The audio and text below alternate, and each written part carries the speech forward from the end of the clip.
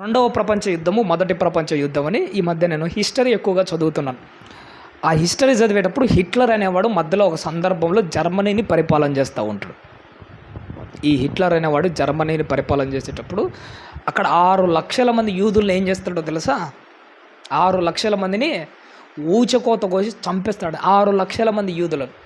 బైబిల్లో యేసుక్రీస్తు ఒక మాట అంటారు, మీకు ఒక సందర్భం మీకు బైబిల్లో గుర్తుకు వస్తుందో రాదో కానీ ఆ సందర్భం మీకు గుర్తుకు రావాలి. ఏంటంటే యేసుక్రీస్తు వారికి రాకడ సంబంధించేటప్పుడు ఒక తల్లి బిడ్డ గురించి యూదులు కొండలకు పారిపోవాలను ఒక సందర్భం గురించి యేసుక్రీస్తు వారు మత్తయి సువార్తలో భవిష్యత్తు చెబుతూ ఉన్నాడు. ఎవరు భవిష్యత్తు అంటే యూదుల భవిష్యత్తు. ఏమని చెబుతున్నాడు చూడు తల్లి.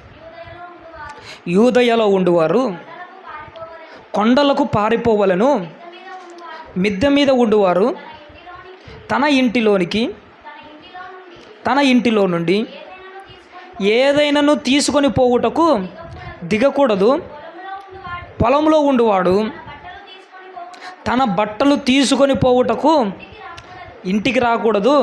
అయ్యో, ఆ దినములలో గర్భిణీలకును పాలిచ్చువారికి శ్రమ, అప్పుడు మహాశ్రమ కలుగును. గనుక మీరు పారిపోవుట చలికాలమందైనను విశ్రాంతి దినమైనను సంభవింపకుండవలనని ప్రార్థించుడి. లోకారంభము నుండి ఇప్పటి వరకును అట్టి శ్రమ కలుగలేదు, ఇక ఎప్పుడునూ కలగబోదు. ఆ దినములు తక్కువ చేయబడకపోయిన ఎడల ఏ శరీరియు తప్పించుకొనడు. ఏర్పరచబడిన వారి నిమిత్తము ఆ దినములు తక్కువ చేయబడును. చాలా తల్లి, ఇదంతా ఎవరి గురించి చెప్తున్నాడో తెలుసా? యూదుల గురించి చెబుతున్నాడమ్మా. యేసుక్రీస్తు ఒక భవిష్యత్తు చెప్తున్నాడు. యూదుల పరిస్థితి ఎలా ఉంటుందో మాట్లాడుతున్నాడు. ఆ రోజట గర్భిణీ స్త్రీలకు పాలిచ్చు వారికి శ్రమ, ఇంటి మీద ఉన్నవాడు ఇంట్లో కిందికి కూడా దిగకూడదు, చాలా దారుణంగా ఉంటుంది. ఆ రోజు ఇలాంటి శ్రమ ఇక ఎన్నడూ జరగలేదు, జరగబోదని కూడా మాట్లాడుతున్నాడు. ఈ శ్రమ ఎప్పుడు జరిగిందో తెలుసా?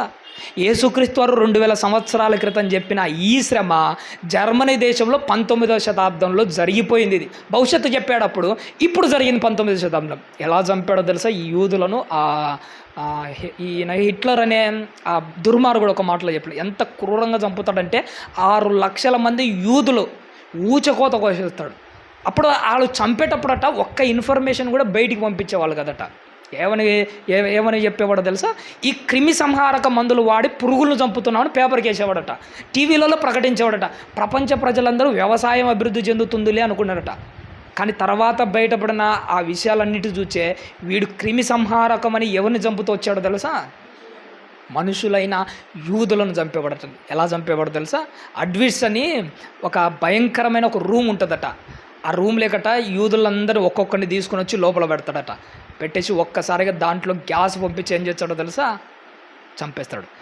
ఇలా కొన్ని రోజుల్లోనే ఎంతమందిని చంపుతాడో తెలుసా? వాడు 6 లక్షల మందిని చంపుతాడట. పాపం యూదులట వాళ్ళ పిల్లలు బడికి పంపిస్తాడట. బడికి పంపించే స్కూల్లో వాడు యూదుడు అని ఫైనల్ అయినాక పాపం వీళ్ళు చాలా రహస్యంగా ఉండేవాళ్ళట. ఒకవేళ వాళ్ళ ముక్కును బట్టి వాళ్ళ చేష్టలను బట్టి వీడు యూదుడు అని ఫైనల్ అయితే స్కూల్ దగ్గర నుంచి వ్యాన్ ఎక్కించుకొని ఆనించి డైరెక్ట్ ఆ రూమ్లోకి తీసుకొని వస్తారట.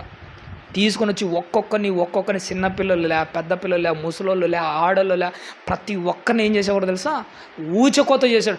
ఒక్కొక్కరిని చంపడానికి కొత్త పద్ధతులు ఉపయోగించేవాళ్ళట. పాపం వాళ్ళందరినీ అంత క్రూరంగా చంపేవాళ్ళట. అలా చచ్చిపోయేటప్పుడు ఈ విషయం బయటికి వెళ్ళింది. అమెరికా మొదటి యుద్ధంలో అమెరికా వచ్చి జాయిన్ అయింది. ఇప్పుడు జర్మనీలో ఉన్న వాళ్ళ మీద ఆ హిరోషిమా, నాగసాకి అనే 2 భయంకరమైన పట్టణాలు ఉంటే ఆ పట్టణాల్లో కూడా యూదులు ఉంటారు. వాళ్ళని కూడా చంపడానికంటే లోపలికి తీసుకొని వింటారు.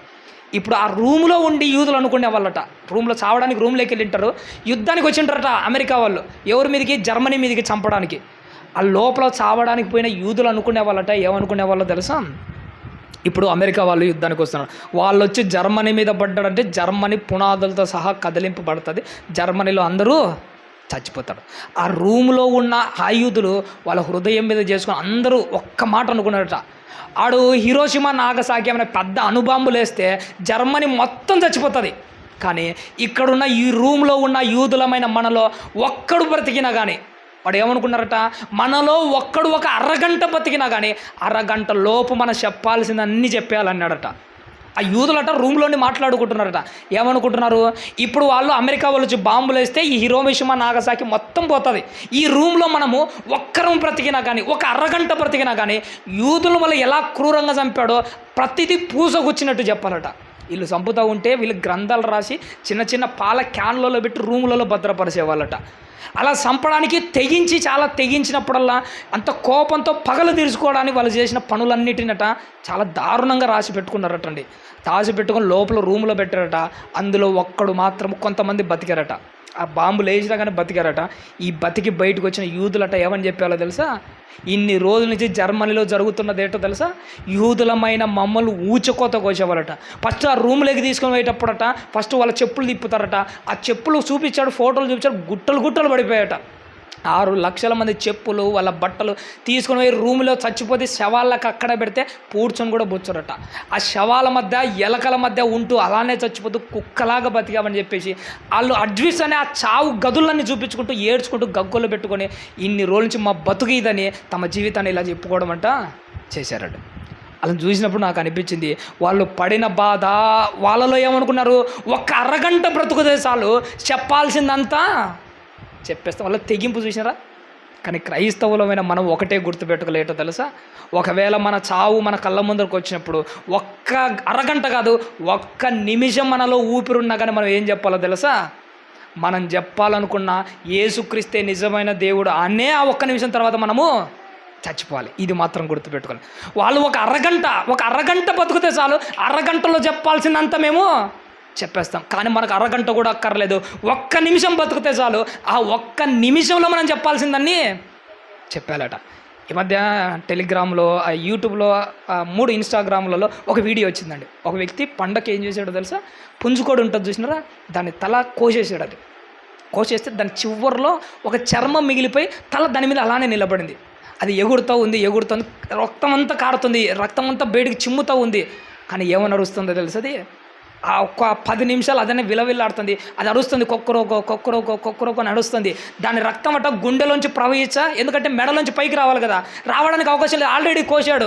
మెడలో నుంచి ఇలా చిమ్ముతావు కానీ దాని నోట్లోంచి ఏ సౌండ్ వస్తుందో తెలుసా, కొక్కరోకో అనే సౌండ్ వస్తూనే ఉందండి. దాన్ని చూసినప్పుడు ఆల్రెడీ దాన్ని గొంతు కోసేశాడు, ఒక 5 నిమిషాలు అది చచ్చిపోతున్నా కానీ దాంట్లో నుంచి ఏమొస్తుంది, సౌండ్ వస్తూనే ఉంది. పేతురు గారిని ఒకరోజు కుక్కను కొట్టినట్టు కొట్టారు, పౌలు గారిని కుక్కను కొట్టినట్టు కొట్టారట. చచ్చాడు అనుకుని ఈడ్చుకుంటూ పోయాడట. ఈడ్చుకుంటూ పోతే ఆయనలో ప్రాణం ఇంకా బతికి ఉంది. పక్కూరికి వెళ్ళి ఏమని ప్రకటిస్తున్నాడు, ఒక కోడి తన గొంతు కోసినా కానీ చావు బ్రతుకుల్లో కూడా ఎలా అయితే కొక్కరోకో అని అరుస్తూ ఉన్నదో, పౌలు గారిని చివరికి చచ్చేట్టుగా కొట్టి కుక్కలాగా ఈడ్చిన పక్క ఊరికి పోయి ఎవరు గొప్పవాడని చెప్తున్నాడు తెలుసా, యేసుక్రీస్తు వారు గొప్పవాడైనే చెప్తున్నాడు. ఎందుకు ఆయన అలా చెప్తున్నాడు, పనోడైంటే మధ్యలో ఇడిచిపెట్టిపోయేవాడు. ఈయన ఎవరో తెలుసా, కుమారుడే ఇష్టంతో పనోడుగా మారిపోయాడు. పనోడిగా మారిపోయి ఇష్టంతో చేస్తున్నాడు కాబట్టి చచ్చిపోయే మూమెంట్లు కూడా ప్రభువునే గొప్పగా చేసి చచ్చిపోతున్నాడు అండి. మన జీవితంలో ఒకటే గుర్తుపెట్టుకోవాలి, మనం దేవుని కుమారులమైనప్పటికీ ఇష్టంతో ఆయన సేవ చేస్తున్నాం.